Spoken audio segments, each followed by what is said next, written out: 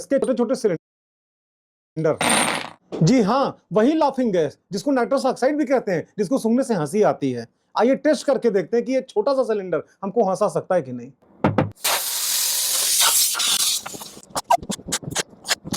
फिलहाल तो कुछ नहीं हुआ।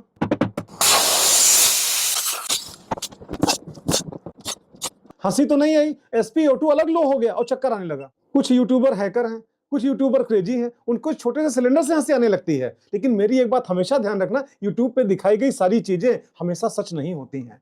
देखो, मैं ये नहीं कहता कि लाफिंग गैस से हंसी नहीं आती है, लेकिन ये थोड़ी सी मात्रा आपको हंसा नहीं सकती है। मैंने भी 2-3 सिलेंडर को इनहेल करके और देख लिया। ये तो वही बात हुई, अगर आपको प्यास लगी है और केवल 1 चम्मच पानी आपको दें तो क्या आपकी प्यास बुझेगी?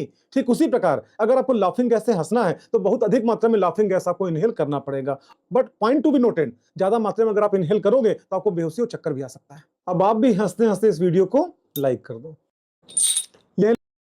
के प्रशंसकों, ये वीडियो कर्ण के प्रशंसकों के लिए है क्योंकि बहुत सी बातें आप नहीं जानते होंगे। पहला, कर्ण का असली नाम कर्ण नहीं था, वसुषेण था। कुंती द्वारा छोड़े जाने के बाद जब अधिरथ और राधा को कर्ण मिला था तो उसने सोने यानी वसु का कवच पहना था, इसलिए उसको वसुषेण कहा गया। और जब कर्ण ने अपने शरीर में चिपके इस कवच को उखाड़ फेंका तो उसका नाम वैकर्तन पड़ा। कर्ण तो उसको इसलिए बुलाते थे क्योंकि उसके कान बहुत सुंदर थे। अब दूसरा, कर्ण शूद्र नहीं था या किसी नीची जाति से नहीं था, वो सूत पुत्र था। सूत का अर्थ होता है सारथी। उसके पिता अधिरथ अंग देश के राजा सतकर्मा के पुत्र थे, धृतराष्ट्र के मित्र थे और उसी के सारथी थे। महाभारत में अधिरथ को महायशस्वी कहा गया है। तीसरा, द्रोणाचार्य ने कभी कर्ण को शिक्षा देने से मना नहीं किया। इनफैक्ट द्रोणाचार्य, कृपाचार्य और परशुराम की ही कक्षाओं में वो युधिष्ठिर और दुर्योधन का मित्र बना था। द्रोणाचार्य जी ने उसे केवल ब्रह्मास्त्र की शिक्षा देने से मना किया था और इसी से क्रोधित होकर वो द्रोणाचार्य जी के आश्रम को छोड़कर चला गया था। ये वीडियो कर्ण के प्रशंसकों के लिए है।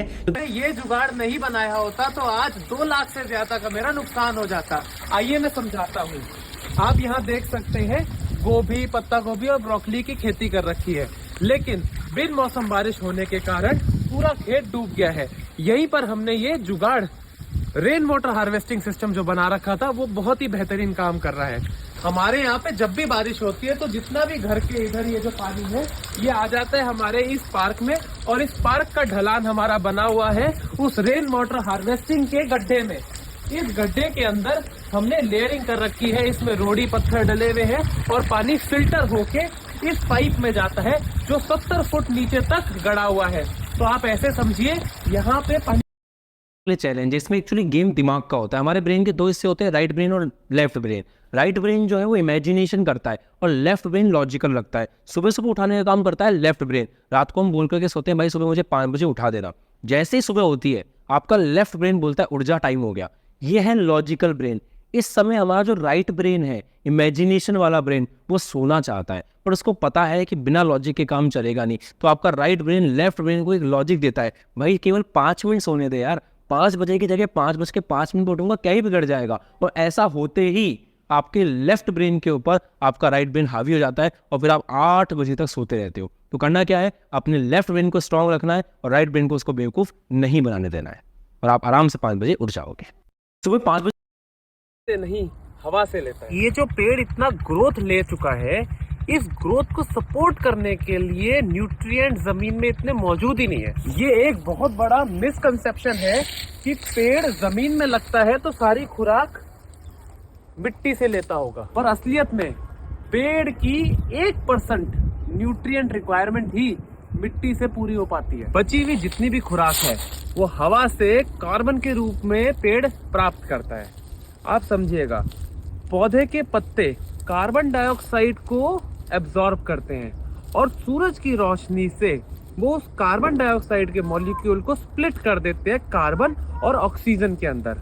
ऑक्सीजन पौधा हवा में छोड़ देता है वापस हम सबको सांस लेने के लिए, और कार्बन के अंदर वो सूरज की एनर्जी को तने में और लक्कड़ में पौधा स्टोर करता है। इसी वजह से जब लक्कड़ को जलाते हैं तो आग लगती है, नहीं तो जलेगा ही नहीं।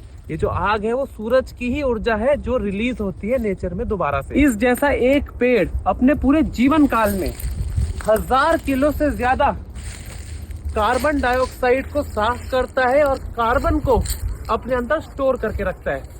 इस प्रोसेस को कार्बन सिक्वेंसिएशन बोलते हैं और ये हर पौधे के अंदर होता है। तो सच्ची सच्ची बताना क्या आपको पता वो बनी किससे है जानना जरूरी है, और इसी सोच को लेकर के हमने बचपन में कई खिलौने तोड़े। चीज जितनी छोटी उसको तोड़ना उतना ही कठिन। और जब बात की जाए मैटर की सबसे छोटी यूनिट प्रोटॉन की, तो उसको तोड़ने के लिए लगती है 40,000 करोड़ की लागत की बनी हुई दुनिया की सबसे बड़ी और महंगी मशीन, लार्ज हैड्रॉन कोलाइडर। जमीन से करीब 575 फीट नीचे स्थित इस मशीन में पार्टिकल्स को लगभग लाइट की 99.99% स्पीड तक एक्सेलरेट करके टकराया जाता है। इतनी स्पीड अचीव कराने के लिए पार्टिकल्स को एक स्पेशल 27 किलोमीटर लंबे ट्यूब से हजारों बार घुमाते हैं। हजारों सुपर कंडक्टिंग इलेक्ट्रोमैग्नेट्स की मदद से पार्टिकल्स को कोलिजन से पहले गाइड किया जाता है। ईयर 2012 में ऐसे ही एक्सपेरिमेंट के दौरान हिग्स बोसोन नाम के नए पार्टिकल की खोज हुई। माना जाता है ये पार्टिकल यूनिवर्स में मास होने, या यूं बोले हम सबके एग्जिस्टेंस का कारण है। इसलिए इस पार्टिकल को